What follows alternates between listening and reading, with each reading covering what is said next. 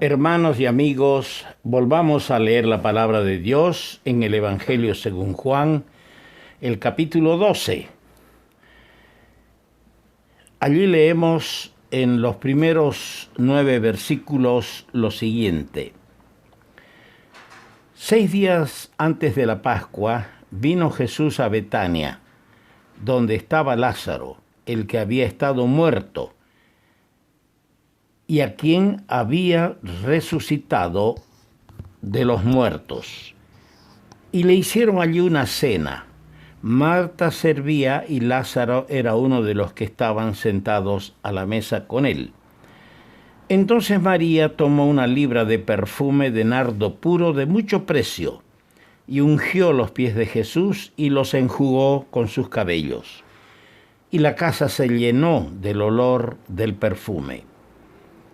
Y dijo uno de sus discípulos, Judas Iscariote, hijo de Simón, el que le había de entregar: ¿por qué no fue este perfume vendido por 300 denarios y dado a los pobres?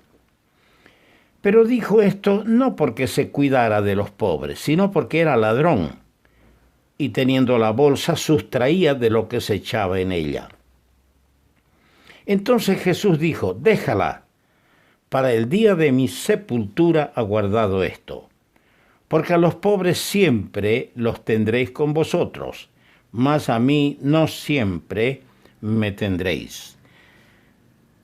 Gran multitud de los judíos supieron entonces que él estaba allí, y vinieron, no solamente por causa de Jesús, sino también para ver a Lázaro, a quien había resucitado de los muertos. Pasamos al versículo 20. Había ciertos griegos entre los que habían subido a adorar en la fiesta. Estos pues se acercaron a Felipe, que era de Betsaida de Galilea, y le rogaron diciendo, Señor, quisiéramos ver a Jesús. Felipe fue y se lo dijo a Andrés. Entonces Andrés y Felipe se lo dijeron a Jesús. Jesús les respondió diciendo, ha llegado la hora para que el Hijo del Hombre sea glorificado. De cierto os digo, que si el grano de trigo no cae en la tierra y muere, queda solo, pero si muere, lleva mucho fruto. El que ama su vida la perderá, y el que aborrece su vida en este mundo para vida eterna la guardará. Si alguno me sirve, sígame, y donde yo estuviere, allí también estará mi servidor. Si alguno me sirviere, mi Padre le honrará. Que el Señor bendiga la lectura pública de su palabra. Para coordinar este pensamiento hay dos textos a los que quiero referirme. El primero está en el capítulo anterior de este Evangelio, en Juan 11:5, donde leemos, y amaba Jesús a Marta, a su hermana María y a Lázaro. Y el otro texto en el profeta Isaías, capítulo 43, verso 1, no temas, mío eres tú. Qué lindas palabras.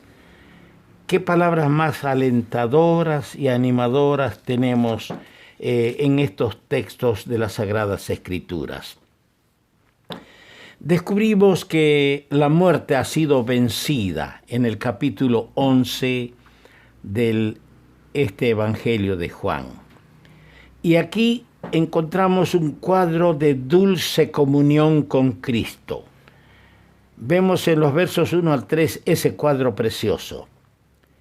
Lázaro había pasado por la experiencia dolorosa de la muerte.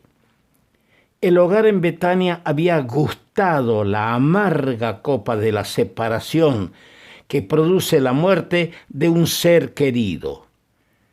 Pero el que es la resurrección y la vida venció la muerte, arrebatando de sus garras a Lázaro.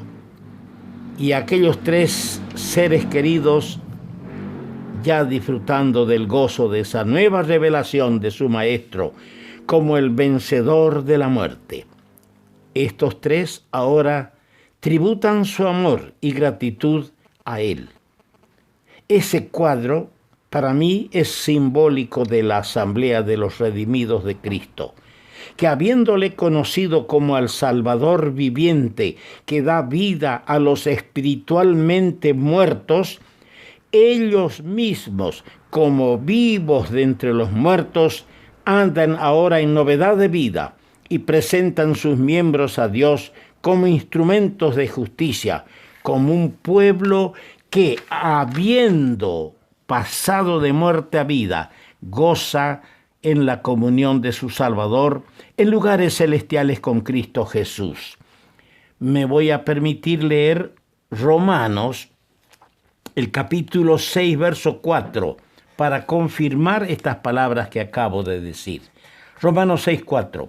Porque somos sepultados juntamente con Él para muerte por el bautismo, a fin de que como Cristo resucitó de los muertos por la gloria del Padre, así también nosotros andemos en vida nueva. Y el versículo 13, ni tampoco presentéis vuestros miembros al pecado como instrumentos de iniquidad, sino presentaos vosotros mismos a Dios como vivos de entre los muertos, y vuestros miembros a Dios como instrumentos de justicia. En Efesios leemos en el capítulo 2, verso 6, y juntamente con Él, con Cristo, nos resucitó, y asimismo nos hizo sentar en los lugares celestiales con Cristo Jesús. Los tres miembros de la familia, Lázaro, Marta y María, nos ofrecen un mensaje. ¿Por qué Cristo es objeto de amor y devoción? Y de ese mensaje que nos ofrecen estos tres miembros de la familia en Betania, vamos a rescatar una ayuda espiritual para que nosotros, a quienes los fines de los tiempos han alcanzado, sepamos también rendir un culto, una gratitud y una adoración como corresponde a nuestro amado Señor. Lázaro, sentado a la mesa con el Señor, poseía una experiencia realmente del poder vivificador de su Salvador.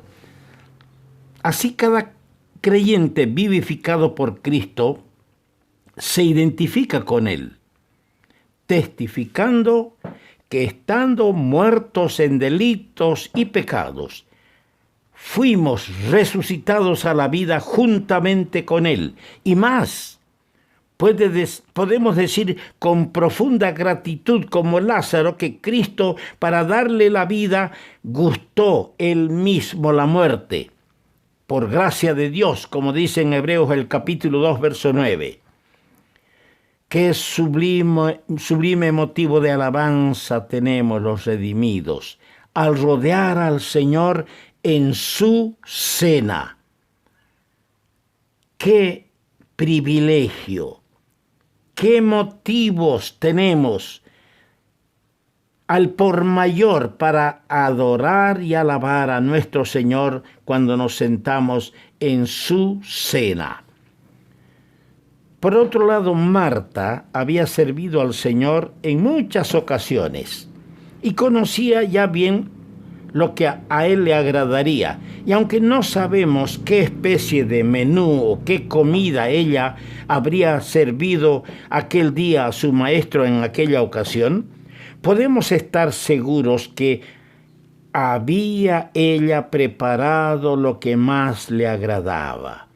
Así nuestros corazones, mis hermanos amados, deben estar ejercitados en su servicio y conociendo ya sus deseos. Deberíamos ofrecerle nuestro servicio con inteligencia y dedicación.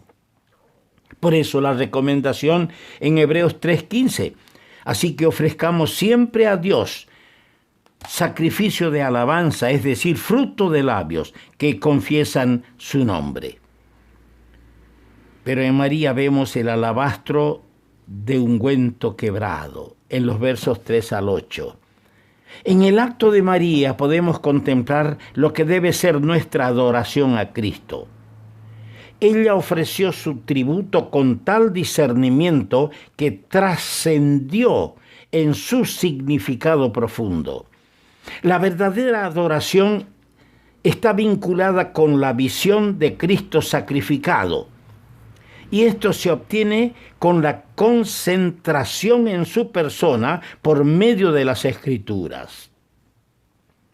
María habría escuchado al Señor anunciar su muerte y podía basarse en su palabra al romper su alabastro de perfume para su sepultura.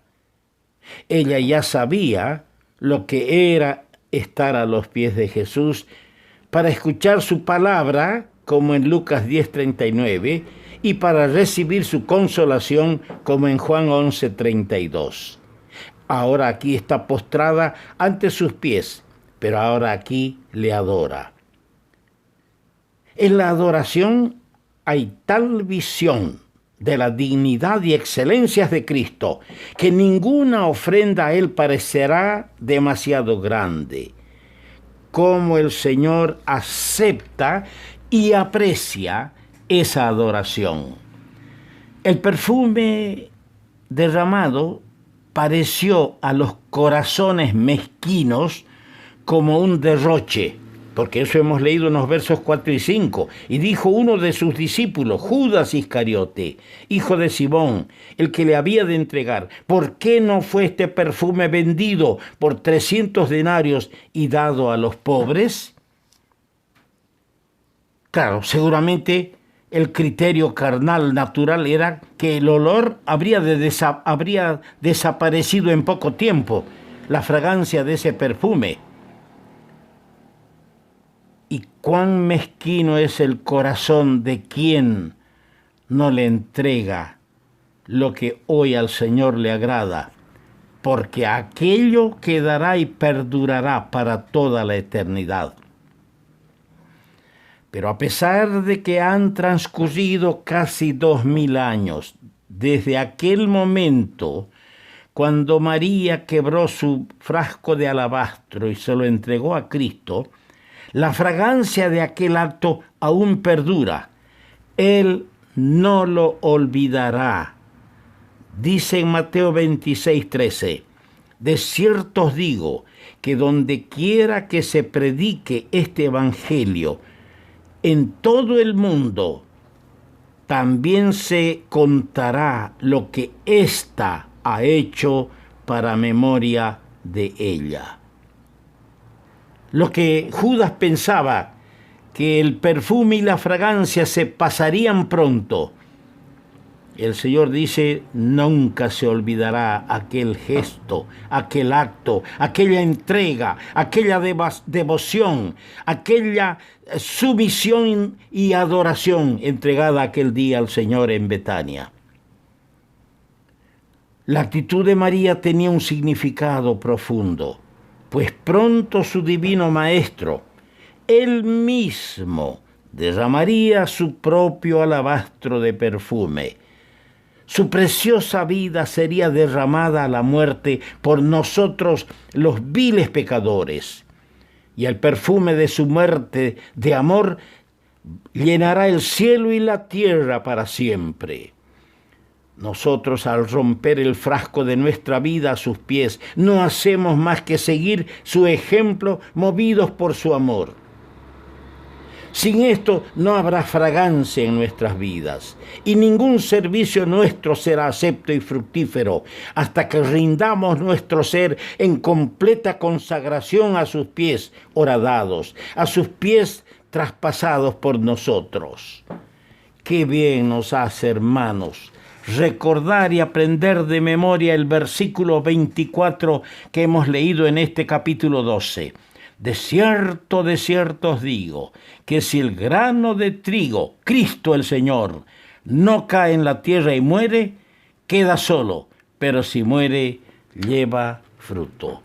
Y nosotros somos esa hermosa gavilla de frutos que consiguió el grano de trigo muerto por nosotros allí en el madero. Que Dios nos ayude y nos permita valorar para que sea el Señor honrado en nuestras vidas, con nuestra conducta, con nuestro testimonio y con nuestra adoración.